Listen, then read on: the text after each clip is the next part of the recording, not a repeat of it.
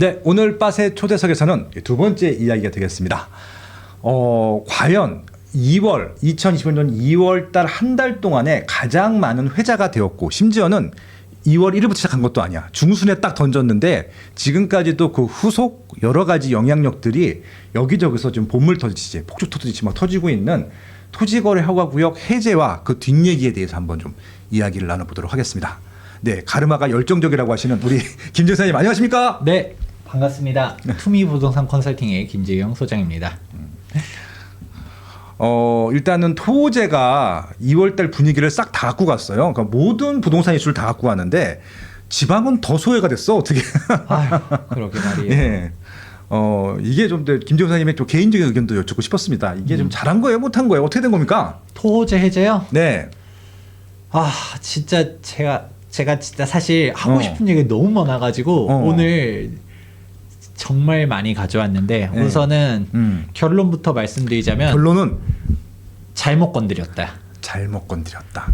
이게 풀어야 되는 건 맞는데 이상하게 타이밍도 이상하고 시점도 즉 타이밍이 시점이죠. 아무튼 이 타이밍이랑 방법이랑 모든 것들이 너무 어설프게 건드렸다가 그냥 사실상 지금 서울 부동산 가격 상승의 트리거만 되었다라고 총론을 내리자면 그렇게 말씀드리고 싶습니다. 벌집을 건드린 겁니까? 네. 알겠습니다. 어떻게 벌집을 건드렸는지, 뭘 잘못 건드렸는지 구체적으로 좀 하나하나씩 좀 따져보도록 하겠습니다. 바로 시작하시죠. 네. 제가 타이틀을 이렇게 잡아보았습니다. 오 시장에 네. 2% 부족한 토지거래 허가구역 해제라는 타이틀로 가져보았어요. 이 얘기는 역으로 하면 98% 완벽한 겁니까, 그럼? 아, 그렇게 말하면 제가 좀 곤란한데 그러니까 좀 뭐 하나 나사 빠졌다 정도로 이해해 주시면 좋을 것 같아요. 네. 그래서 이 토지거래 허가구역에 대해서 이미 지금 시점에서는 대중적으로 이슈가 돼 있을 거라 생각합니다. 네. 2025년도 2월 10일자로 서울시에서 토지거래 허가구역을 해제를 했는데 서울시 타이틀 한번 볼게요. 네. 토지거래 허가구역 해제 추진, 과감한 규제 완화로 시민재산권을 보호하겠다 라고 말씀드렸어요. 우선은 네네. 과감한 규제 완화 안 됐고요. 네. 시민재산권 보호 안 됐어요. 집값은 올렸어요. 도대체 뭘 한 거야, 그럼? 그러니까 뭘 한 겁니까, 도대체? 예. 뭐 하나 나사가 좀 빠져 있는 상태고 네. 타이밍도 명분도 이상하다라는 얘기를 해드린 건데 예. 우선은 토호제가 풀리면서 일단 다들 알고 있는 사실 집값이 미천을 뛰고 있습니다. 지금 부동산 가격이 와 토호제 풀리자 강남 아파트 과열 대치, 청담, 신고가 이렇게 나오고 있죠. 잠시는 왜 빠졌어? 당연히 나올 겁니다. 기다리세요. 기다리십니까? 네. 자, 지금 현재 기사 나온 거. 네. 레미안 대치 팰리스 네. 40억.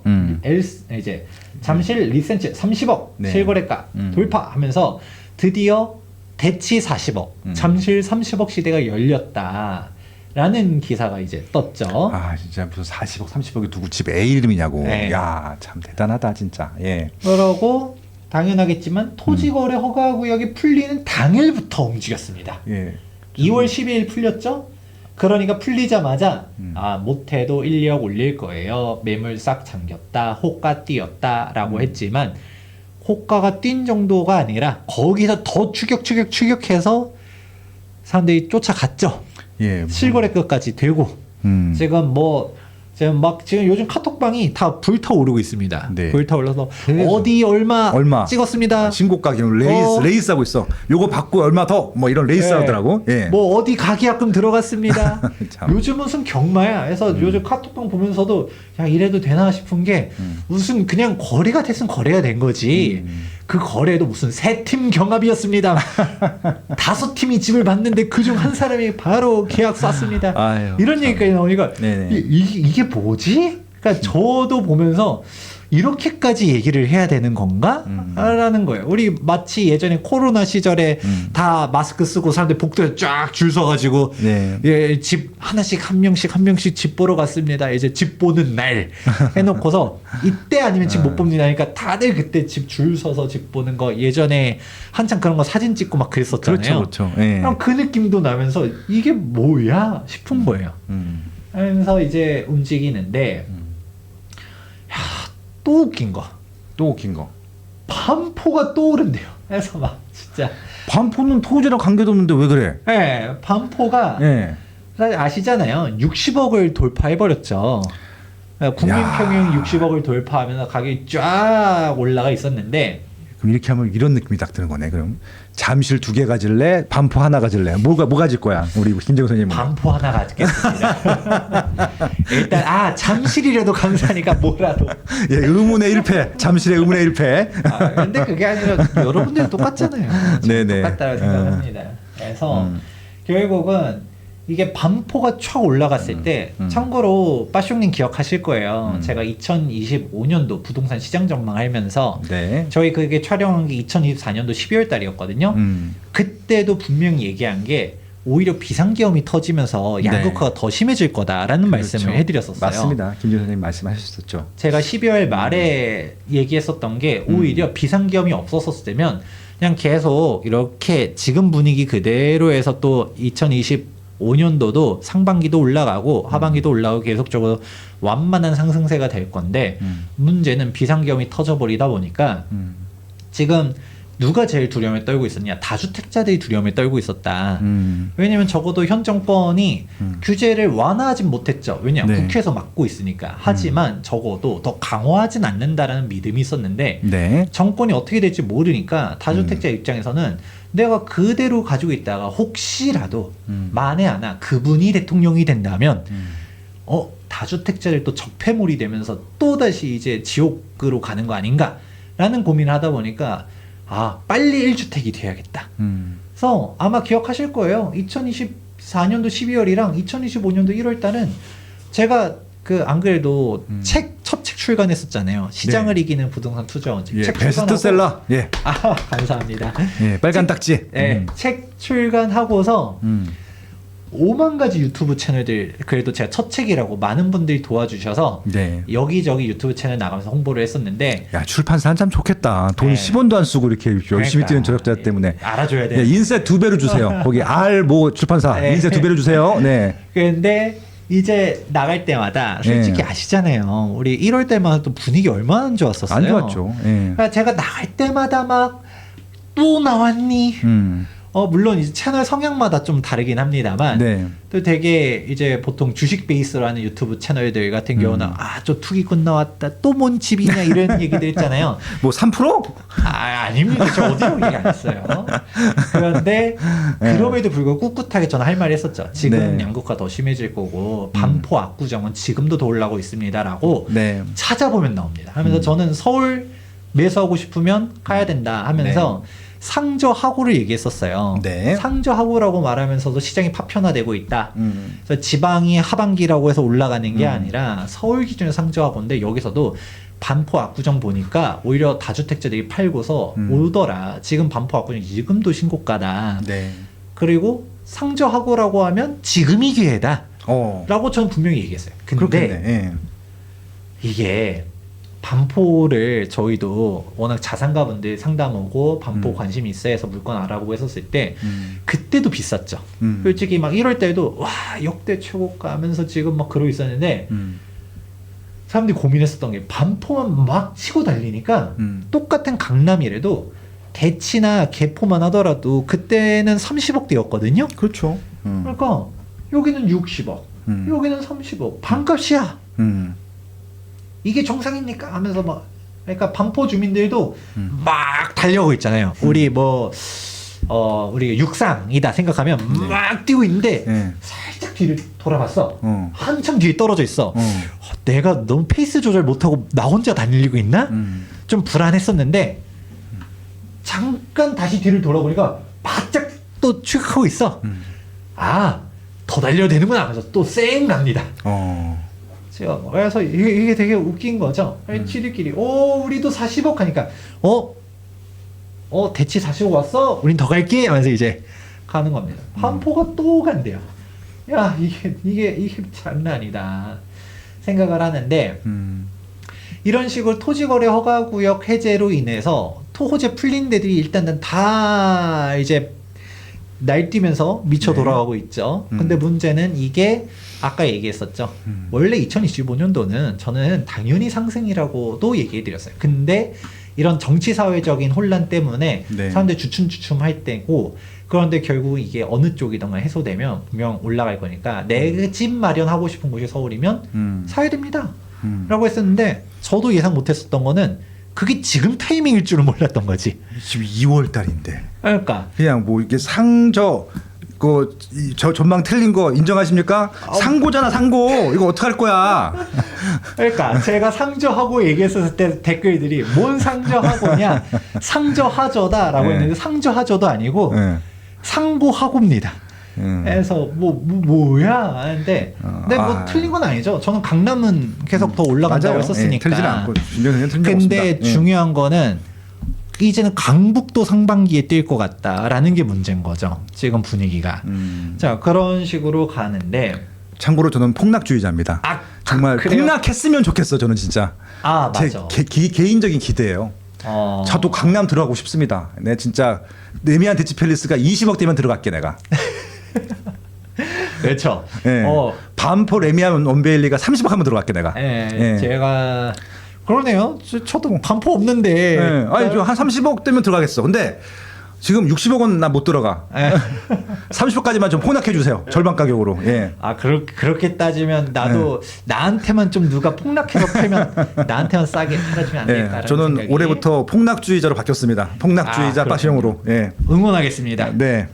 이제 그랬을 때 우리는 이제 다시금 돌아보는 거죠. 토지거래 허가구역 관련해서는 자 이게 밑밥을 미리미리 깔고 있었어요. 제가 2025년도 재개발 재건축 시장 전망 얘기한 적 있었죠. 그때 오 네. 시장이 대권 꿈나무 얘기했었던 게 기억나실 거예요. 그렇죠. 근데 그거를 제가 12월 때부터 정비사업 업계에서 얘기 들었다는 얘기도 해드렸잖아요. 네. 이제 와서 보니까 모든 퍼즐이 다 맞춰지는 거예요. 음. 이게 언제죠? 2024년도 12월 19일. 네. 이때가 아마 제 기억으로는 탄핵된 이유였을 거예요. 그렇죠. 12월 3일 정확하게는 탄핵 소추안 예, 접수된 이유. 발표했었죠. 12월 3일 날이 이제 개엄한다니까 그 다음 주에 바로 했잖아. 예. 네. 그랬죠. 그러니까 오 시장이 보니까 이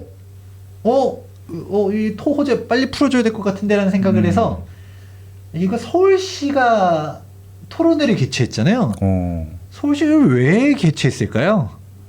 풀어주려는 명분을 쌓으려고 했겠죠. 그렇죠. 바로 풀면 좀 이상하니까. 네, 그러니까 여기서도 뭐 교수님들 부동산 시장 안정 효과에 미미하다.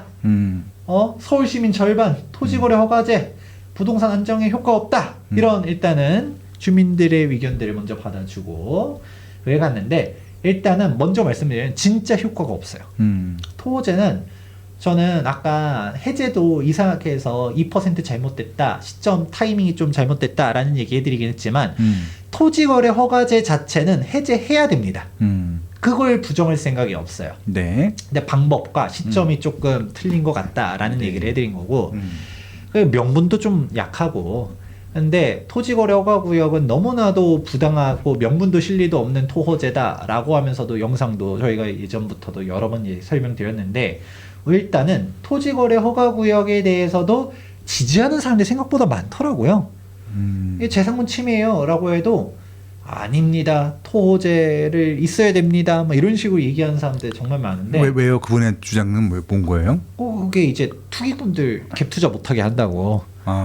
근데 네. 왜 토지거래 허가구역이 효과가 없느냐, 미리 이제 지금 한번 설명해 드릴게요. 네네. 우리가 잠실을 한번 가져와 봤어요. 잠실 예시를 들기가 제일 좋은데, 우리가 뭐 이제 잠실 마이스권역 자체를 다 묶었었잖아요. 네. 근데 잠실 동을 묶었어요. 그쵸. 잠실 이렇게 예. 잠실을 쫙 해서 토지거래 허가구역을 묶었다. 그러면 가장 먼저 어떤 효과가 나타나냐? 일단 토지거래 허가구역 묶이게 되면 첫 번째, 갭 투자가 안 됩니다. 전세 끼고 못 들어갑니다. 네, 무조건 실거주를 해야 돼요. 네. 그게 있고, 두 번째, 다주택자는 또 못 삽니다. 다른 주택들 다 정리하고 와야 돼요. 네, 무주택자가 사든가 1주택자가 처분 조건으로만 갈 수가 있어요. 그런 식으로 가다 보니까 수요자가 줄겠죠. 그건 많이 맞아요. 줄죠. 많이 줄죠. 예. 그리고 우리가 여기 잠실 그 전에 27억, 28억 했다라고 하지만 전세를 못 끼게 되면 27억, 28억 현금 박치기를 하든가 네. 대출을 받아야 되는데 사실 DSR 때문에 네. 그리고 어차피 규제 지역이라서 50%밖에 안 나오잖아요. 그렇죠. 네, 그런 걸 떠나서도 아니 나와 LTV만큼 못 받는다니까요. 소득이 안 되니까. 어차피 50%까지 가지도 않는다. 네. 우리가 연봉이 1억이라고 가정했을 때 그래야 7억 나와요. 연봉 1억에 7억밖에 안 나와요? 네. 야. 우리가 DSR 대충 연봉 곱하기 7이라고 하거든요. 물론 금리가 좀 낮아지면 또 다시 높아질 수 있겠지만 또 막 스트레스 DSR 도입하고 뭐하고 하면서 지금 기준은 그냥 약식 계산했을 때 연봉 곱하기 7이라고 생각하면 돼요. 그러면 내 연봉 1억이라 해봤자 1억이라 해봤자라는 표현이 좀 그렇긴 한데 연봉 1억이었을 때 7억밖에 안 나온다. 그 현금 21억 가져야 되는 거예요. 그러다 보니까 그러면 갭 투자를 하고 싶은 사람 입장에서는 여기를 못 들어가죠. 들어가려다가 튕겨가지고 어디로 간다? 파크리오로 가겠죠. 그래서 토지거래 허가구에 묶어놓으니까 어떻게 됐었어요? 파크리오 쫙 올라갑니다. 아 좋죠. 뭐 그냥 잠실만 거의 동급으로 갔지. 잠실. 네. 엘리트랑 똑같이 갔지 이제 막. 여기가 신촌동이니까 잠실 못 가? 그럼 신촌동 하면서 이제 파크리오가 반세를 받았는데 네. 이게 단기적으로는 그랬었는데 시간 지나가 보니까 다시 또, 예. 돌아오면 탐을 이죠. 왜냐? 엘리트 소유자 입장에서는 야 파크리오가 저 가격이야?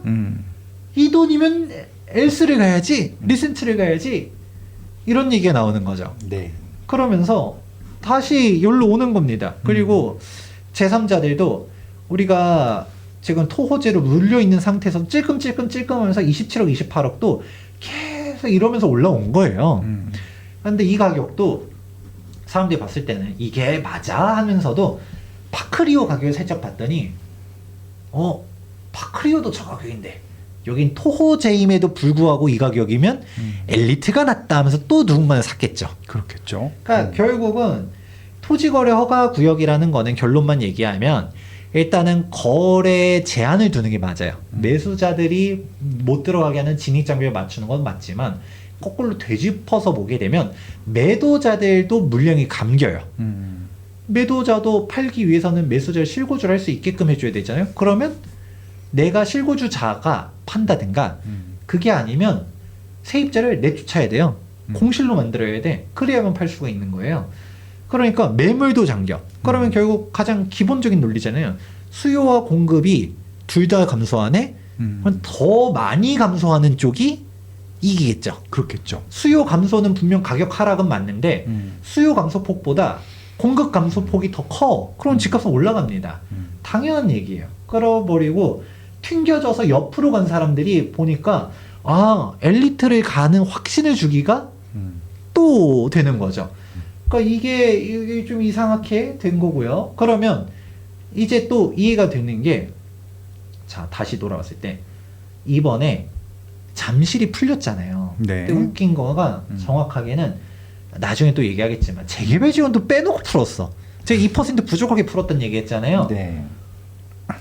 우리가 엘리트 레까지는 풀었는데 잠실 주공 5단지, 우성, 1, 2, 3차 아시아 여기는 묶였어. 네. 이래버리니까 일단은 풀린데 쫙 하고 올라가요. 네. 우와 드디어 갭 투자가 가능하다 하면서 이제 올라갑니다. 그러면 여기는 5단지 우리가 5단지인데 우리가 아시아 선수촌인데 프라이드가 있지. 또 올라갈 겁니다. 네. 실제로 올라가고 있고 네. 토제로 그러면 이게 되게 웃긴 거예요. 풀어주고 다 풀어주든가. 오히려 엘리트가 지금 30억, 32억 이래버리니까 5단지 주민이 야 엘리트는 지금 커뮤니티도 없고 지금 연차가 지금 몇인데 그러니까 주거 5단지 주민 입장에는 불편한 거지. 그렇지. 불편하지. 야 우리는 왜 토지 안 풀어줬어?가 일단 불편한 1번. 2번 야 엘리트가 벌써 30억 되면 우리는 더 비싸야지 하는 거죠. 그러니까 5단지는 5단지대로. 그러니까 토지를 묶어놔도 집값 안정이 결과론적으로 안 됩니다. 주변 가격을 보면서 움직이니까. 그러면 여기서 엘리트가 올라가니까 또 5단지는 또 올라가. 그러면 거꾸로 파크리오로 원래 엘리트로 가려던 수요가 파크리오로 갔는데 다시 이제 엘리트로 갔다라고 음. 하게 되면 파크리오는 또 빠질까요? 아니 또 갭이 벌어졌으면 따라가야지 또. 원래 동급이었다는데 엘리트 랩하잖아 원래. 그렇죠. 예. 그러니까 아이러니하게도 엘리트가 이렇게 먼저 촥 치솟게 되면 우선은 먼저 토호제가 풀린 데를 먼저 보죠 사람들이. 근데 엘리트를 야 진짜 33억 거래설이 사실이다라고 하게 되면 파크리오도 가만히 있다가 멀뚱멀뚱 있다가 우리도 30억 해야죠. 우리도 가야지 하면서 이제 또 갑니다. 이게 결국은 순환매야 순환매. 그러니까 토호제 풀린 게 결국은 이게 모든 불씨를 다 갖고 오면서 결과론적으로는 폭등을 하게 되는 거고 또 여기 살짝 좀 잘려 있지만 헬리오시티도 우리는 송파 신축인데 하면서 또 헬리오시티 쫙 갑니다. 야 지금 이게 지금 그렇게 움직이고 있고요. 결국은 완전 기본 중에 기본인데 모든 거래에 있어서 거래 제한을 두게 되면 가격 왜곡이 생기고요. 이중 가격이 형성됩니다. 그렇죠. 임대차 입법이 그런 거지. 네. 예. 결국은 어떤 식으로든 간에 이런 여기 이제 토지거래 허가구역이 수요도 위축시키고 공급도 위축시키거든요. 결국은 우리가 일반적으로 정상적으로 거래될 만한 가격이 A 지점에서 됐었을 건데 예를 들어서 이런 뭐 제약 조건들 놔 매도자도 팔기 힘들게 해 매수자도 사기 힘들게 해. 그래서 이 가격으로 됐었다라고 하게 되면 우리는 생각해보면 거래만 틀 수 있다라고 하게 되면 빵 점프해버리는 거죠. 이게 가장 기본 중에 기본인데 그러면 오히려 이런 이중 가격이 없었었다라고 하면 그냥 이 가격이었을 것을 오히려 토호제 때문에 인근 가격은 이 펌핑된 가격을 보고서 우리도 얼마는 돼야지 되는 거고 그 가격 보고서 우리도 얼마는 돼야지 이렇게 가다 보니까 그렇죠. 지들끼리 왔다 갔다 한다. 이게 정말 문제다라는 겁니다. 그렇다 보니까 지금 잠실이 이러고 있어요. 그리고 대치가 막 불타오르고 있어요. 그래 보니까 지금 개포동 사람들이 우리 아직도 30억대인데 저평가해요. 지금 이러고 있고 이제 그러면 이제 개포동도 쫙 올라가겠죠. 그리고 또 웃긴 거 압구정, 성수, 여의도, 목동 안 풀었어 여기는 토지가 그대로 물려 있어. 우리는요 이러고 있잖아요. 그러니까 어디가 뛰어 올라가요? 반포가 다시 올라갑니다. 야 우리 또 가지야 하면서 반포 올라가고 있고 아이러니하게도 압구정이 저평가라는 얘기까지 들리고 있어요. 저평가. 반포가 60억이니까 압구정이 지금은 좀 다른데 토호제 해제 그 당시 시점만 하더라도 이제 신현대, 구현대는 뭐 50억이었었고 이제 미성이나 한양 이런 애는 40억대였는데 우리도 가자 하면서 압구정도 이게 2주 사이에 그냥 한 5억씩은 다 올라간 것 같아요. 네, 저 압구정은 올라가는 게 몇천억 단위가 아니라 그냥 뭐 5억, 10억 단위로 올라갔던데 뭐 네. 심지어는 대형은 20억 단위로 올라가. 맞아요. 그렇게 뛰면서 압구정대에 또 올라가. 차라리 그냥 다 풀어주는 게 맞다라고 봐요. 한남이고 성수고 여의도도 목동이고 그래서 다 풀어주면 그냥 압구정 살 사람은 압구정 사야 되는데 지방 사람들은 여기 토지거래 허가구역 못 들잖아요. 네. 그러니까 잠실 갭 투자하고 잠실 갭 투자를 하니까 압구정 주민들이 우리가 압구정인데 이러니까 또 압구정 올라가고 그러니까 이게 좀 뭔가 그냥 지들끼리 순환매 막 이러고 있는 거고 한남 뉴타운도 우리는 용산인데 한강을 남영으로 보는데 배산임수인데 이러고 있으니까 네. 한남 뉴타운도 지금 2주 사이에 3억에서 5억이 뛰었고요. 그래요? 네. 뭐 안 뜬 데가 없어. 그러니까 성수 전략정비구역도 2, 3억이 뛰긴 했는데 여기는 네. 아직도 토호제잖아요. 그렇죠. 여전히 한남 뉴타운보다 한 5억이 눌려 있어요. 그러니까 성수 조합원들은 엄청나게 불편한 거죠. 오세훈 왜 여긴 안 풀었어? 막 이러면서 주민들이 불평 불만이 엄청나게 가득하다. 그러면서 지금 마포나 이제 성동구 쪽으로도 옹기들이 서서히 퍼지는 게 보여지고 있는 게 현실이다라는 얘기를 먼저 해드렸죠. 자, 그러면 토호제 해제와 지금 현재 분위기를 쭉 설명해 드렸어요. 근데 이거는 제가 지금 와서 풀어드리긴 했지만 이미 많이 아실 거예요. 그쵸. 지금 네. 카톡방마다 불 나고 있고 어디 실거래가 또 떴으면 뭐 요즘 매일같이 어디가 또 신고가를 찍었나 하면서 보는 게 1위가 되었어. 요즘은 보는 게 1위 되고 있습니다. 플롭테크가 좋으니까 매일 신고가가 떠 그냥. 예. 네. 그냥 띵동띵동하고 그냥. 지금 뭐 엄청나게 움직이는데 근데 저는 이제 말씀드리고 싶은 거는 2% 부족한 토지 해제라고 얘기 드렸잖아요. 네. 토지거래 허가구역이 분명한 트리거가 돼가지고 지금 서울 상승장에 불씨를 당긴 거는 맞다라고 봐요. 그러나 이게 조금 잘못됐다라고 생각을 하는 게 몇 가지 있는데 네네. 오늘은 좀 문제점 중심적으로 좀 더 풀어볼까 합니다. 네네. 일단은 토지거래 허가구역 같은 경우는 풍선 효과를 가져올 수밖에 없다는 얘기는 앞서서도 설명드렸어요. 그러니까 우리 농담반 진담반으로 얘기하는 게 반포에 뭐 있는 거 아니냐. 왜 압구정은 묶어놓고 반포는 안 묶어. 네. 집값 때문에 그렇다며 라고 서울시가 얘기하잖아요. 네. 그러니까 여기 반포 엄청나게 올라가니까 지금 얘기하잖아요. 여기 반포 한남은 고위층이 살아서 그러냐 라는 말도 농담반 진담반으로 하고 있죠. 그런데 그러면 압구정이 그럼 안 오르냐? 압구정 한양 뭐 이제 뭐 4년 만에 36억 상승 이런 기사. 이것도 참고로 작년 기사입니다. 그러고 압구정 103억 이런 얘기. 이게 최근 기사입니다. 이제 2월달 압구정 신현대 96억 한 방에 21억 상승. 진짜. 야, 뭐 이제 자고 일어나면 뭐 무슨 여기 또 문구가 웃겼어요. 가계약금 10% 보내야 안전이래요. 가계약금 아니 10%야. 보통 계약금 10%인데 가계약금 10%래. 그래서 이 지금 대박이다 진짜. 미쳤구나. 완전히 미친 시장이네요 진짜. 예. 왜 그러느냐? 예. 압구정 주민들의 프라이드를 건든 기사가 하나 있었죠. 1월달에 토제 풀리기 전에도 예. 원베일리 106억, 평당 2억 현실화됐다. 그러게요. 52평이 106억 해버리니까 압구정 사람들이 우리는 하는 거죠. 우리는. 이러니까 아까 얘기했죠. 앞에가 쫙 가니까 뒤도 가고 이런 식으로 막 핑퐁하면서 가는 거고요. 또 이거 예전 기사죠. 작년 기사입니다. 잠실 집주인 뿔난 이유 7억이 올랐음에도 불구하고 더 오를 수 있었는데 생각했었죠. 그런데 토지거래 허가구역 풀리자마자 더 올랐습니다. 32억. 지금 뭐 얘기 나오지만 더 올라간다는 얘기들 지금 있고요. 그러면 왜 이렇게 성급하게 풀었을까? 우리 다 알고 있습니다.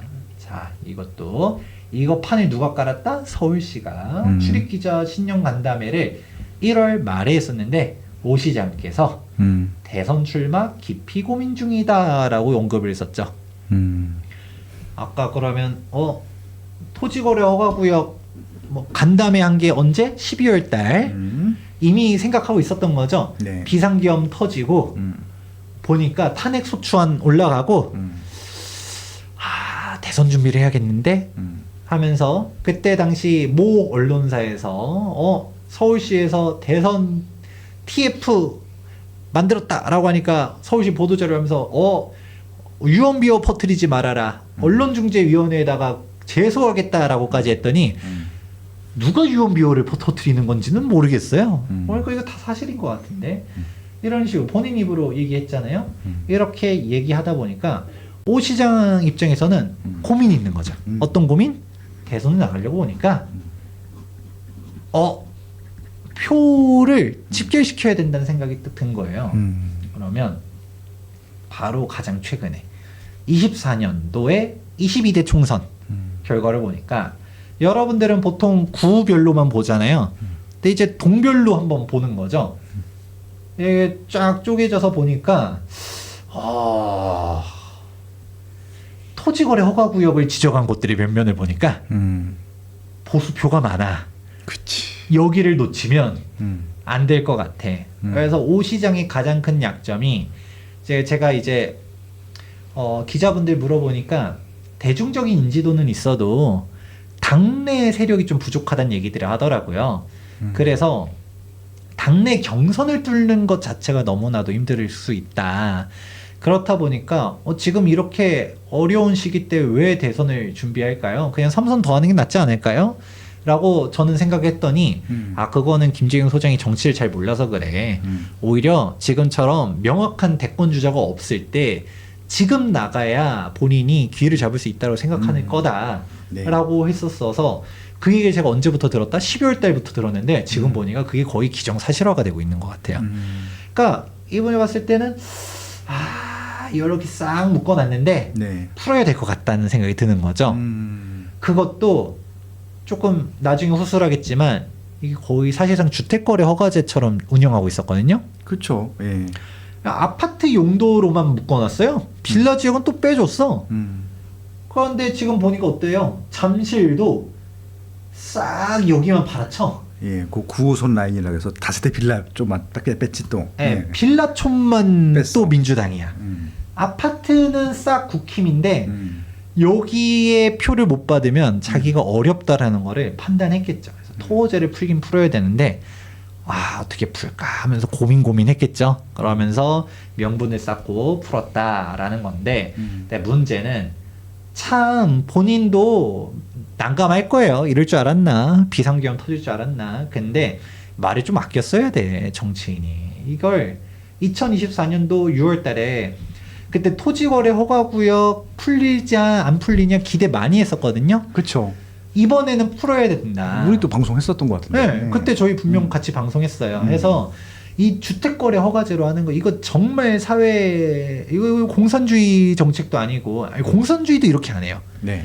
그러니까 뭐 이런 허가를 받아라고 하면서 이거 없애야 된다. 사유재산권 침해 토지거래 허가제 없애야 됩니다라고 얘기했었더니 네. 1년 더 연장했었죠. 그러면서 1년 연장 일단 먼저 4월 달에 이제 압구정, 성수, 목동, 여의도 연장 먼저 했었고요. 그 다음에 6월 달에 우리 잠실, 삼성, 대치, 청담 또 토호제 연장했었죠. 그러면서 많은 사람들이 기대를 많이 했었다가 실망도 컸었는데 사실 진짜 풀어줄 타이밍을 일단 놓쳤다라고 좀 봐요. 왜냐면 진짜 집값이 어려웠었을 때가 우리 2022년도였잖아요. 근데 정작 2022년도도 잘 보면 이 토호제 해제가 걸려 있었던 2022년도 중순은 또 지방선거랑도 또 엮여 있었다 보니까 네. 그때는 아마 정신이 없었을 거예요. 그러면 적어도 2023년도에는 풀어줬었어야 됐는데 네. 그때는 또 뭐 집값 뭐 어쩌고저쩌고 하면서 안 풀어줬어. 24년도가 저는 그래도 기회가 있다라고 하면 그때가 마지막이었었다 라고 봤는데 그때도 안 풀어줬어. 그러고 또 웃긴 게 바로 8월 달만 하더라도 오 시장이 그때 작년 여름에 강남 집값 막 불타올랐잖아요. 서울 전역으로 막 온기도 퍼지고 이러고 있으니까 강남 상구랑 용상구 토지거래 허가구역 확대 검토하겠다 라고까지 얘기했거든요. 참나 이제 이러던 와중에 이거를 그럼 누구 시켜서 하든가 본인이 직접 무슨 뭔가 투사처럼 나는 약간 제가 봤을 때 오 시장이 생각을 잘못한 것 같아. 그냥 나는 집토끼만 잡는 게 아니라 국민을 위해서 내가 투사와 같이 강남 집값 좌시할 수 없다. 욕을 먹어도 이거는 해야 된다. 라고 하면서 검토 중이다. 그러면서 또 여기 뭔 얘기했어요. 계속해서 부동산 가격 올라가면 확대 지정을 포함해서 또 다른 플랜 B까지 준비하고 있다라고 얘기했었죠. 그래 놓고 지금 와서 보니까 말 아마 주워 담고 싶을걸요? 내가 이런 얘기 왜 했지? 그냥 내가 직접 하지 말고 누구 주무관이나 사무관 정도 시킬 걸 그랬나? 라는 생각 아마 할 것 같아요. 그래 놓고 언제 이제 보이죠? 25년 1월 14일자로 이때 또 뭘 했느냐? 서울시청에서 시민 100명과 함께 규제 풀어 민생 살리기 대토론회를 열었어요. 누가? 서울시가. 이걸 또 왜 열었을까요? 전 다 짜고 치는 고스톱 같다 생각하거든요. 네. 여기 오 시장한테 누가 얘기했어요.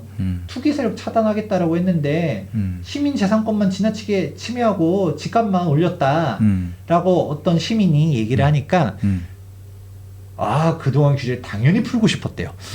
작년 8월 달에 제가 다르게 얘기한 것 같았는데 싶지만 당연히 풀고 싶었는데 가격이 폭등해서 과감히 풀지 못해서 송구스럽대요. 근데 지금 밑밥을 깔죠. 지금 부동산 가격이 하향 안정화 추세이기 때문에 지금 제도 폐지를 적극 검토 중입니다. 라고 발표를 했지만 사실 다 알고 있거든요. 작년 8월보다 토호제 해제 발표하기 전이 더 비싸요. 그리고 풀어버리니까 더 비싸졌고. 그러니까 그 좀 타이밍이 사실상 그냥 말 그대로 그냥 이제 사실 본인 대선 나가려고 미리 풀어야겠다 생각에 푼 건데, 근데 제가 맨 처음에 뭐라고 얘기했냐면 과감한 규제 완화 아니었다는 얘기했고 시민재산권 보호도 아니라고 했어요. 왜 그러냐? 문제가 토호제를 풀긴 풀었는데 좀 이상하게 풀었어요. 재개발 지역은 또 안 풀었어. 여기 압구정, 여의도, 목동, 성수 여기는 사유재산권을 여기 시민재산권 보호 안 해도 된대요. 서울시가. 너네는 차별받아도 돼. 이 얘기 아니에요? 보호하기 때문에 과감한 규제 있어도 된다라는 거죠. 도대체 뭐 지역에 따라 다른 것 같아서 네. 좀 뭔가 이상하다. 그러니까 여기 나온 거 아파트만 묶어놨었던 거를 여기 또 이제 재건축 지역만 빼놓고 싹 풀어버린 이상한 상황이 됐고요. 자, 그런 데서 무엇보다 그럼에도 불구하고 전 토지거래 허가구역 자체는 푸는 게 맞다라고 항상 얘기해 왔었어요. 그쵸. 왜냐면 이 토지거래 허가구역을 풀긴 풀어야 되는데 아니 풀어야 될 때 안 풀고 갑자기 엉뚱하게 풀다 보니까 지금 집값이 미쳐 돌아가고 있어서 그런 거지. 그쵸. 이거는 사실상 주택거래 허가구역으로 갖다 전용하고 있다는 얘기들을 강조해드렸죠. 왜냐?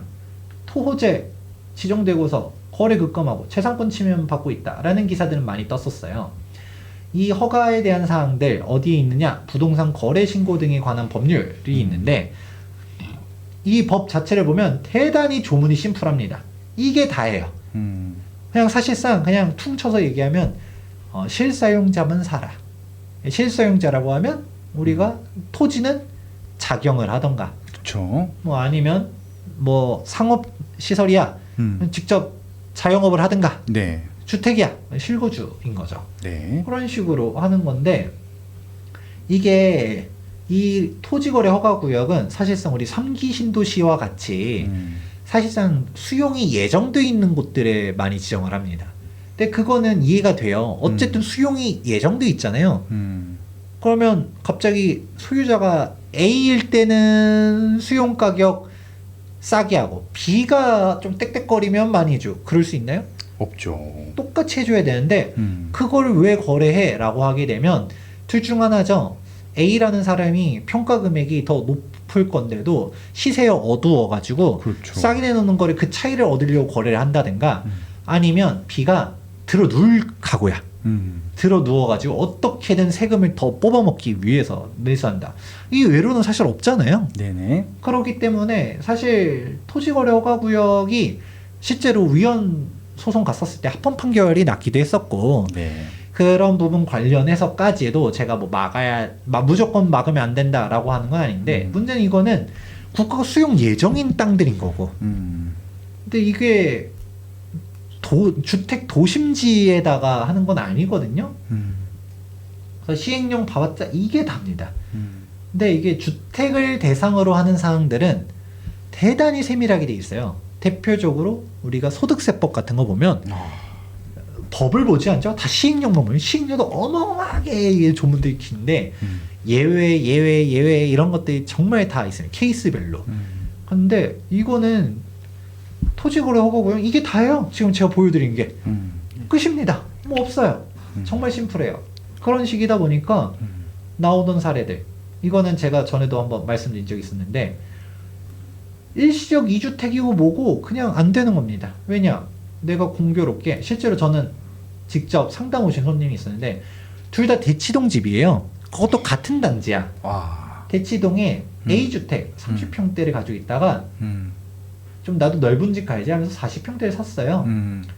그럼 일시적 2주택 3년 내에 팔려고 생각하고 있었는데 여기 있는 세입자가 안 나간대. 그런 경우 많지. 왜냐면 토지거래 허가를 받으려고 하게 되면 공실로 만들어야 되잖아요. 그렇지, 그렇지. 예. 물론 이게 전세가 싸게 맞춰져 있어서 매매 시세 제도 못 받는다에 대한 불편함도 있지만 그래도 어떻게든 비과세 받아야지 팔려고 했더니 팔려고 해도 못 파는 거야. 세입자가 안 나간대. 더군다나 그때가 2019년도인가 20년도였던 것 같은데 그때 뭐 한창 뭐 계약갱신 청구권 이게 뭐 이슈가 돼가지고 그 세입자가 또 청구권 쓴대요. 그래서 제가 그때 세액 계산 해봤었을 때 그때는 또 비과세냐 중과세냐잖아요. 비과세를 못 받으면 일반 세율도 아니고 중과세율이에요. 그렇죠. 탈출자니까. 저희 앞서 1편 이제 역차별 얘기했었던 거 보시면 아시겠지만 네. 세금액 따른 차이 엄청나다는 거 알려드렸던 것처럼 본의 네. 그분이 지금 비과세로 파느냐 중과세로 파느냐에 따라서 세금이 아마 10억 넘게 차이 났던 걸로 기억해요. 와우. 그래서 이 세입자 보고 얼마까지 제시했냐, 처음에는 한 1,000만 원부터 이사비 드릴게요 하다가 1억까지 올렸어요.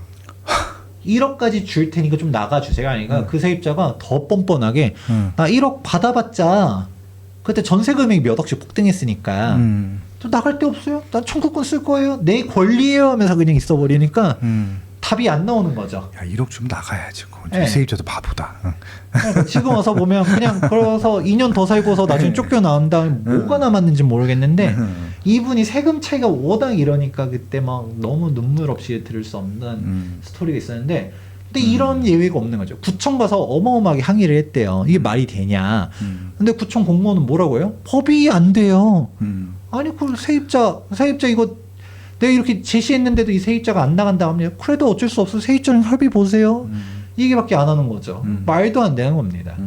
그런 식으로 가니까 이게 우리 양도소득세도 그냥 무조건 1주택자 비과세라고 하지만 일시적 2주택도 예외를 주는 거고 아니면 뭐 대체주택 특례 뭐 우리가 입주권을 샀었을 때 분양권을 샀었을 때 예외들이 다 있고 하다못해 학업, 질병, 뭐 직장 등을 사유로 갖다가 다른 데로 뭐 이동을 한다든가 아니면 이민을 간다든가 다 예외를 주잖아요. 네. 상속도 예외를 주고 혼인도 예외를 주고 그런 식으로 다 모든 우리가 일상생활을 함에 있어서 사람의 삶의 행태는 정말 각양각색이다 보니까 억울한 사람이 생기지 않도록 세법은 대단히 촘촘하게 돼 있습니다. 물론 그런 세법조차도 허술한 것들이 되게 많기도 해요. 찾아보다 보면. 그런데 얘는 완전 무식하죠. 주택을 대상으로 생각하지 않은 법률이다 보니까 그냥 실소유자만 사야지 뭐 라는 식으로 만들어놨는데 근데 이거를 갖다가 주택지에서 하다 보니까 이런 예외들이 다 무시돼 버리는 거 재산권 침해가 되는 거고 그 사람은 앉은 자리에서 종부세도 두들겨 맞아야 되는 거야.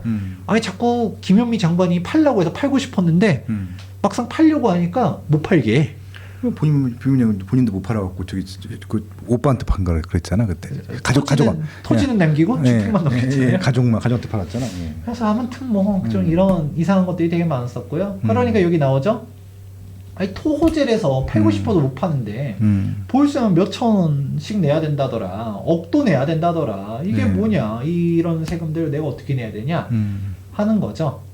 그랬었다가 근데 이 토지거래 허가구역이라는 것 자체도 이렇게 얼탱이가 없는 정책인데 완화가 된다라는 기사가 떴었어요. 근데 저는 이게 더 기겁을 한 게 상가나 오피스 등 비주택을 뺀다라는 식으로 기사가 떴었고 실제로 이게 나중에 보니까 아파트 용도 지정을 해버려요. 주택도 아니고 빌라도 형은 들어가 있어 하는 거죠. 고마워 하면서 이제 나는 갈게 하면서 꼭 그래야만 속이 시원해야 됐냐 하면서 이제 아파트들은 그냥 뭐 있는 사람들이 괴롭히는 거죠. 아파트만 지정해버리는 게 이게 제일 가관이었는데 이게 어떤 식으로 바뀌었었냐면 부동산 거래신고 등에 관한 법률 10조를 보게 되면 원래는 앞에까지만 묶고 있었어요. 근데 이게 저도 이거 찾아보고서 소름 돋았는데 바꿀 생각은 미리 해놨어요. 2023년도 4월 달에 법 개정이잖아요. 국회에서 먼저 한 겁니다. 2023년도 때 국회에서 뭘 사족을 달았냐? 국토교통부 장관이나 시도지사는 대통령령으로 정하는 바에 따라 이제 허가 대상의 용도와 지목 등을 특정해서 허가를 할 수 있다. 왜냐면 예전엔 그냥 토지거래 허가고 말 그대로 상기신도시나 논밭 등에 지정했으니까 상관없었는데 사실상 주택거래 허가제로 전용을 하려다 보니까 도심지에 지정하잖아요. 그러니까 싹 지정돼서 빌라 소유자들이 우리는 집값도 싼데 같이 묶였어요 하면서 울고 있고 상가 거래하는 사람들 우리도 왜 허가를 받아야 되나요 하면서 울고 있고 그러니까 그러네 너는 좀 불쌍한 것 같으니까 봐줄게 용도와 지목을 특정할 수 있게끔 해버렸다. 이게 되면서 진짜 더 위헌 소지가 커졌다고 봅니다. 말도 안 되는 상황이 기억나실 겁니다. 2020년도 때 청와대 정무수석이 주택거래 허가제를 도입할 수도 있다고 얘기했다가 이거 한겨레 기사거든요. 진보 보수 할 것 없이 욕을 어마어마하게 먹었어요. 지금도 주택거래 허가제를 도입하겠습니다라고 하면 욕 엄청 먹을걸요? 그냥 위헌 요소가 많아서 자기들이 덮은 법이었잖아요. 그래서 이 주택거래 허가제를 막 이게 논란이 되니까 그때 당시 2020년도 1월 달에 주택거래 허가제는 검토하지 않았다라고 국토부가 얘기했었어요. 그래 놓고 시간이 지나고 보니까 바로 언제? 2020년도 6월 17일 이때 바로 토지거래 허가구역 지정을 어디다? 잠실 마이스권역에다가 그냥 권역으로 빵 터트려버렸죠. 그렇죠. 이거는 진짜 뒤통수라고 전 보거든요. 대국민 사기에 가까운 거고. 그러니까 당시 막 이제 위헌이다, 사실상 법적 근거 없다라는 말들이 많았었는데 오히려 그때 법적 근거가 없이 했었던 것도 문제가 많았었지만 이거를 아파트 용도로 한 것 자체가 아니 정당하게 진짜 당당하다라고 하면 입법하는 거죠. 주택거래 허가제를 만들고 일시적 2주택이라든가 진짜 불필요한 피해자들이 나타나지 않게끔 뭐 학업, 질병, 이민 뭐 이런 사유들을 만들어 가지고 그냥 뭐 넣어주든가 뭐 여기 꼭 세입자 있다고 못 팔게 이런 거 넣지 말든가 이런 식으로 해줘야 되는데 그런 거 없이 오히려 사실상 전용을 하고 있다. 그러면서 많은 사람들이 오 시장이 당선될 때 기대가 되게 컸거든요. 그렇죠. 뒤집을 줄 알았겠지. 서울시장이 이 토지거래 허가제 없애줄 줄 알았더니 오히려 통수를 맞았죠. 21년도 4월 달에 가만히 있었던 압구정, 여의도, 목동, 성수를 묶어버립니다. 아마 본인이 못 들어가서 회꼬지한 것이 아닌가 라는 생각이 들 정도의 그러니까. 그런 댓글들이 많이 달렸었어요. 맞아요. 참. 오히려 이때도 정말 기겁을 했었던 게 압구정이야 뭐 다 압구정이라 친다 하더라도 여의도를 지정한 게 아니라 여의도의 재건축 단지만. 그러니까 거기 뭐 여의도 자 이런 건 또 다 빠져. 네. 네. 그런 거죠. 네. 브라이튼 빠집니다. 네, 브라이튼도 빠지고 당연히. 예. 그리고 여기 목동 신시가지만. 길 건너 있는 일반 아파트는 또 빠져. 하이페리온 빠집니다. 트라펠리스도 빠지고. 예.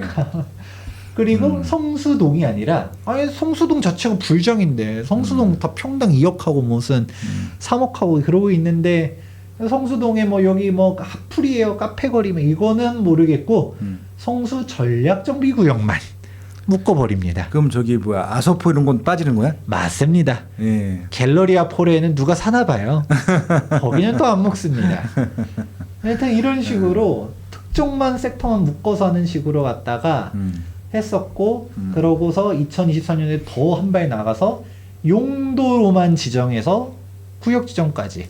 그러니까 이거는 여러분들이 오히려 법을 배우셨으면 알아야 돼요. 이게 그냥 토지거래 허가구역이 사유재산권 침해입니다. 뭐다 하면서 막 하도 막 그렇게 시끄러우니까 그래 좀 봐줄게.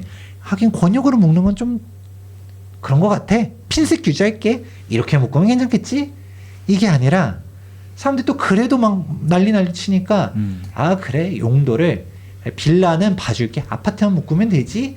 이런 식으로 하는 건데 아니 정식을 그럼 주택거래 허가제를 만들든가 이런 식으로 하는 건 너무나도 비겁하다라고 보고 있었고 결국 이 결과 가격 제한만 뒀다라는 것이죠.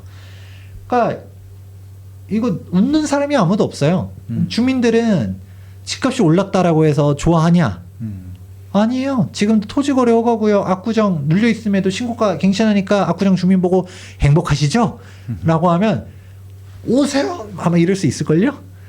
그래서 뭐 지금 잠실주공 5단지 주민 보고 어떻게 오시장 존경합니까 하면 뭔 얘기 나올지 한번 지켜보면 알 것 같은데, 그렇다 보니까 토지거래 허가제는 없어져야 돼요. 없어져야 되는 건데 이거를 지금까지 유지하고 있었던 것도 넌센스였고, 전 그럼에도 불구하고 해제하는 건 맞다라고 생각하면서 저는 솔직히 이렇게까지 오시장을 비판할 생각 없었어요. 원래는 뭐 본인 또 대선 나가고 싶어서 그랬나 보다 생각을 했었어도, 뭐가 됐던 간에 좀 타이밍도 그렇고 명분도 그렇고 뭐 그 전까지 하던 행태들을 제가 보긴 봤었지만, 그래도 풀어주는 것 자체는 옳기 때문에 그래도 이렇게를 풀어주는 게 어디야 라고 생각했더니 또 다 풀어주는 것도 아니었죠. 재건축 지역은 또 뺐어. 재개발 지역도 또 뺐어. 풀 건 다 풀든가.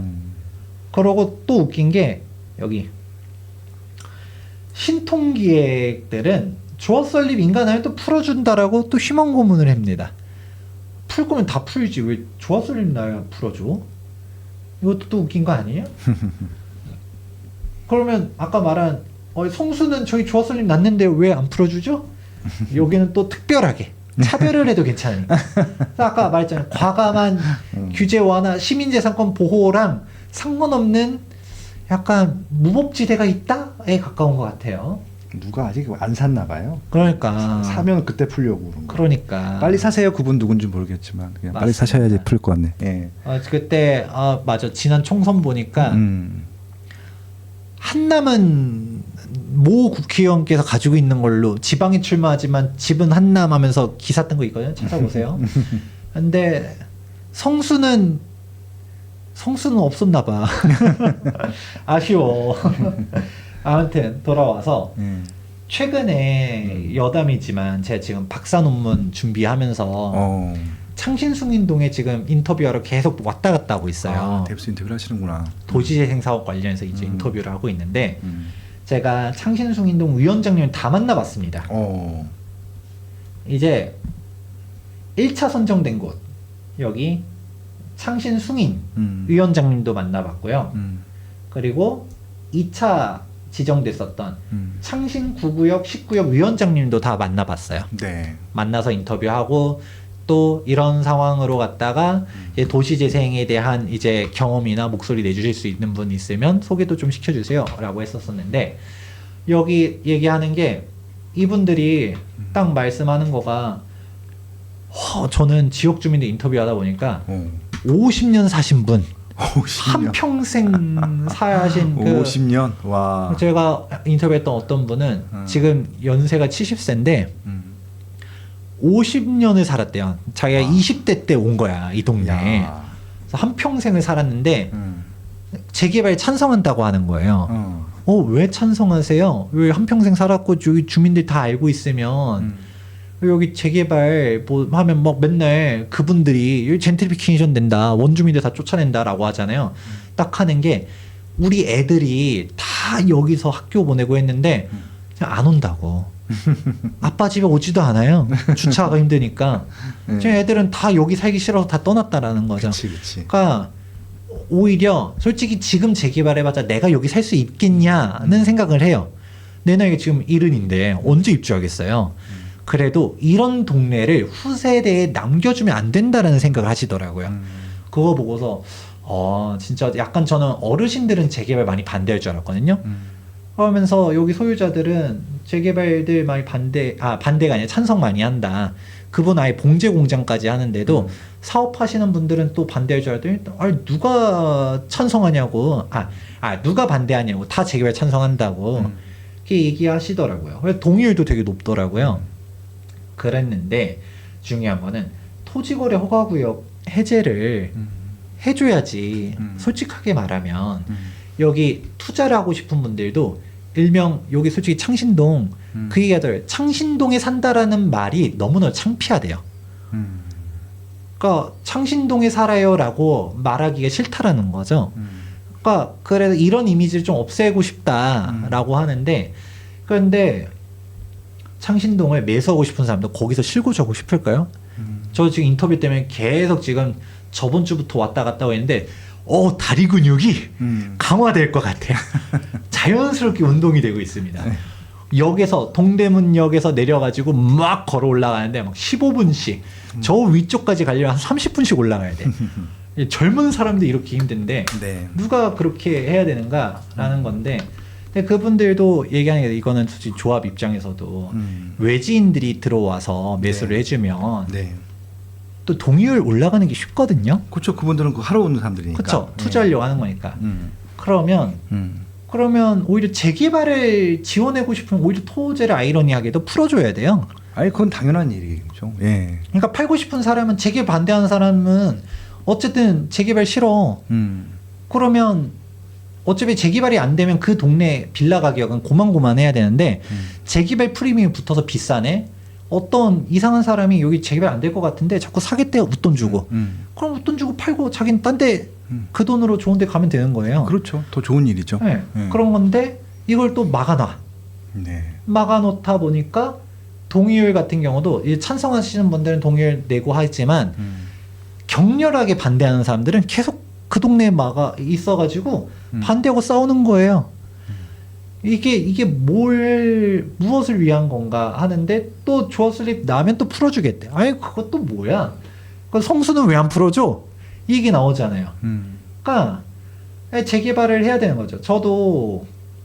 전 성동구에 태어나서 성동구 계속 살았지만 제 본적지가 마장동이에요. 마장동이 지금도 솔직히 우시장. 네, 우시장 바로 옆에 있는 현대아파트 살았거든요. 마장동 현대아파트.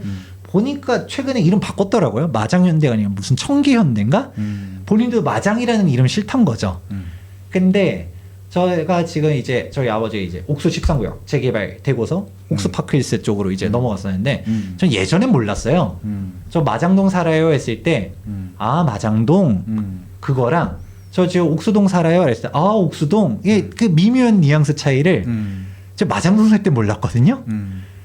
그러니까 그거 보고서 옥수동도 사실 예전에 달동네였잖아요. 뭐 지금도 달동네지 뭐. 아 그렇죠. 지금도 경사가 장난 아니긴 합니다. 평지는 아니잖아. 네, 맞습니다. 그런데 그래도 이미지가 많이 바뀌어졌죠. 아유, 지금 뭐 성동구에서는 뭐 진짜 네. 성수동 뜨기 전까지는 대장이었지 뭐. 그렇죠. 예.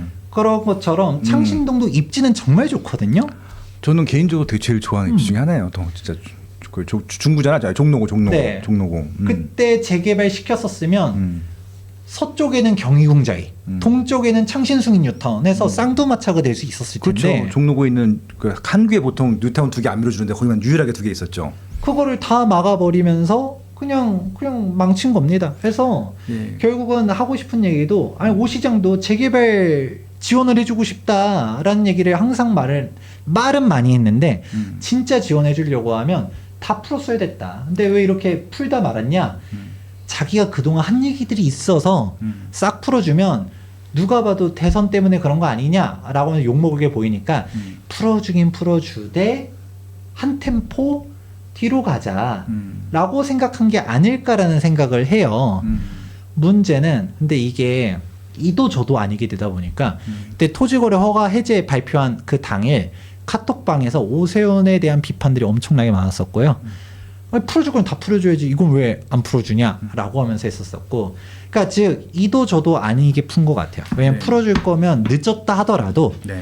확실하게 이런 사유재산권 침해 요소 있는 거 솔직하게 인정하는 거죠. 남자답게 미안합니다. 진짜 풀고 싶었었는데 못 풀었습니다. 사과하면서 이 사유재산권 침해 요소가 있는 거는 풀어야 됩니다. 싹 풀면 그거 누가 뭐라 해요? 근데 풀어도 풀도 말았어. 그러니까 이제 그럼 재건축 소유하고 있는 사람들은 박수 쳐 주겠어요?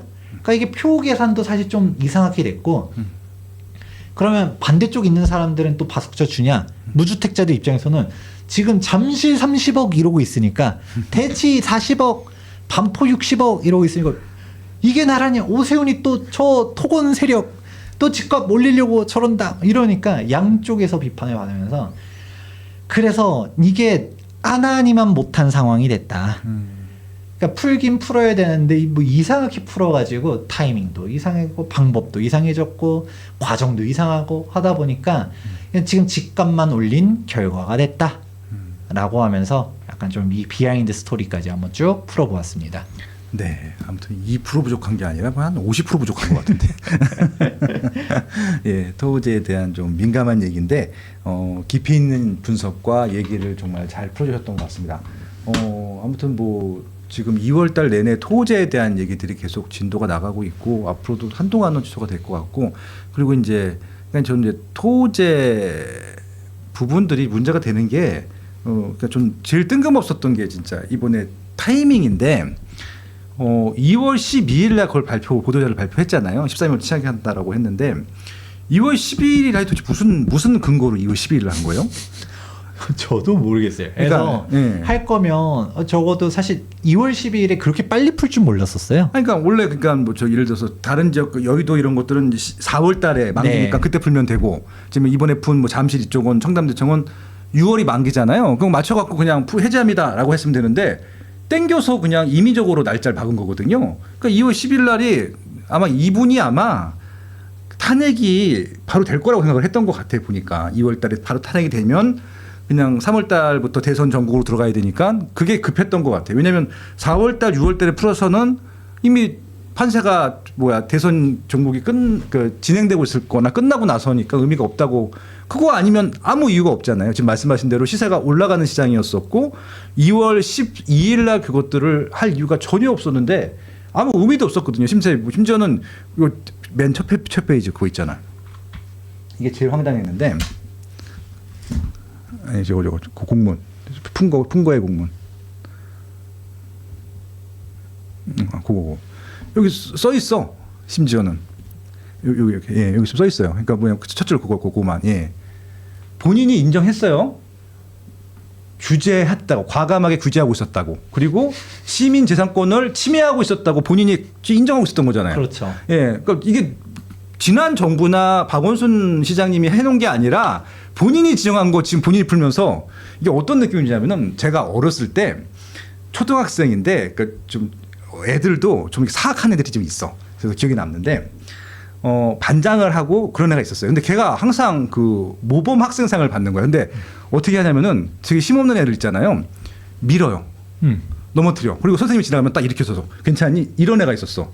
농담이 아니라 제 눈에서 봤으니까. 걔가 반장이고 항상 걔가 모범 학생상을 받았는데 그거랑 뭐가 달라? 자기가 나쁜 짓 해놓고 이거 제가 이제 풀겠습니다. 이런 거랑 뭐가 다르지? 병주고 약주고. 아니 이게 고의잖아요. 병주고 약주고도 아니야. 네, 그러니까 본인이 과감하게 규제하고 있었고 시민 재산권을 침해하고 있었다고 인정한 거잖아요. 그래서 네. 저 문구가 넌 되게 좀 이상했었거든요. 네. 아니 자기가 지정해놓고 자기가 뭘 과감한 규제 이상하잖아. 네. 그러니까 그래서 과감하게 풀 거면 다 풀든가. 그걸 아까 얘기했던 것처럼 네. 그건 지금 아직 남아 있는 데들은 시민재산권 침해해도 된다는 얘기인가? 로 해석하니까 넌센스인 거죠. 네. 아무튼 그냥 저도 진짜 10번도 더 말씀드렸던 건데 김정은 선생님과 얘기 똑같고요. 결국 이제 본인의 이제 대선 그것 때문에 하시는 것 같은데 그러면 전략도 잘못됐어요. 뭔가 왜 잘못됐냐면은 결과물이 있어야 되잖아. 결과물이 뭔가 성공된 완성품이 있어야 되는데 지금은 다 그냥 막 던지고 끝났어. 모아타운도 던지고 끝났어. 신속통합도 던지고 끝났어. 지금 결과물 우리 못 보거든요. 어떻게 진행될지 모르겠어요. 지금 다 지적만 해놨는데 아마 그 전에 대선이 치르게 되면 우리는 결과물을 못 봐. 그리고 아마 새로운 시장이 오게 되면은 추진 안 할 가능성이 높죠. 왜? 정말 무리해서 밀어붙인 거잖아요. 본인들이 돈을 넣을 것도 아니고. 그럼 계속 지적만 하고 있거든요. 그래서 저는 그냥 이거를 제가 거의 10년 전 오늘부터 계속 말씀드렸던 건데 작은 구역이라도 성공적으로 완성한 뭐가 있으면 그거에 대한 평가가 좋으면은 그냥 다 찍어줄 겁니다. 인간적인 거 안 봐. 우리나라 사람들. 그냥 결과물 정확히 평가하더라고요. 그냥 그렇게 해서 대통령이 된 분이 이명박 대통령이었잖아요. 청계천 그냥 4년 만에 끝냈고. 임기 딱 진짜 이 오세훈 시장은 지금 3선을 도전하는 게 아니야. 그렇죠. 5선이 되는 거 5선. 그렇죠. 지난번에 2선 했고 중간 사퇴해서 그렇지. 이번에 2선 또 했잖아요. 지금 4선 시장이에요. 아마 그 서울시장 중에서 4선 한 사람은 오세훈 시장밖에 없습니다. 근데 4선 하는 동안에 결과물이 도대체 뭐야? 하나도 없어요. 진짜 아무것도 하다 말았거든요. 근데 이명박 대통령은 좋아하든 싫어하든 제가 얘기 안 할게요. 저도 개인적으로 좋아하는 사람들은 아니니까. 근데 4년 동안 불과 딱 한 기 4년 동안 버스 전용 차선 그다음에 청계천 복원 무엇보다 뉴타운 성공시켰잖아. 세계 뉴타운을. 그런 결과물이 있으니까 이명박에 대한 개인적인 호감이 없어도 대통령으로 67%가 68%로 역대급으로 가장 높은 지지율을 뽑아줬거든요. 예. 그럼 그런 걸 했어야지. 근데 지금 4선을 하는 동안에 결과물이 없고 계속 공약만 하다 끝난다? 이건 아닌 것 같아, 내가 봐도. 예. 그러니까요. 그래서 저도 네. 뭐 저번에 이미 했었던 얘기니까 네. 같은 얘기를 반복하기보다는 저희 재개발 재건축 시장 전망 마지막에서도 많은 정비사업 조합에서 네. 오 시장님 떠나면 다음 시장이 누가 될지 모르니까 제발 3선 해주길 바란다. 3선에서 신통기획 모아타운 좀 수습 좀 해주고 가주세요. 아니요, 라고 얘기한다. 난 수습 못할 것 같아. 그냥 대선으로 빨리 가시고요. 어차피 거기서 되든 안 되든 거기서 승부하시면 될 것 같고 서울시는 좀 서울시만 보고 일하시는 분이 오셨으면 좋겠습니다. 그냥 그래서 그분이 잘하시면은 그분 아들까지 뽑아줄 생각도 있어. 그러니까 좀 서울시는 꽃놀이패잖아요. 그러니까 지금 어떻게 좀 뭐만 하면 다 되는데 아무것도 못하게 지금 막아놓은 상태거든요. 그래서 그냥 서울시는 정상적으로만 뭔가 하게 해주면은 그냥 알아서 움직일 건데 다 못하게 다 막아놨어. 좀 교묘하게. 그래서 저는 그냥 새로운 시장님이 오셔갖고 당도 상관없어. 어떤 당인지. 외국에서 영입해도 상관없어. 저는 솔직히. 예, 지금 외국 분들 많이 들어오니까 그냥 그렇게 하시는 분들이 오셨으면 좋겠습니다. 서울은 그냥 서울만 신경 쓰시는 분들이 오시면 좋겠다라는 생각이 들었습니다. 네. 오세요. 박원순보다 나아요.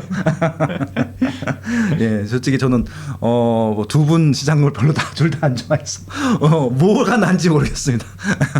왜 별명이 오원순이시잖아요. 예, 똑같다는 생각입니다. 아무튼 여기까지 할까요? 네. 다음 달도 재밌는 주제를 찾아오도록 하겠습니다.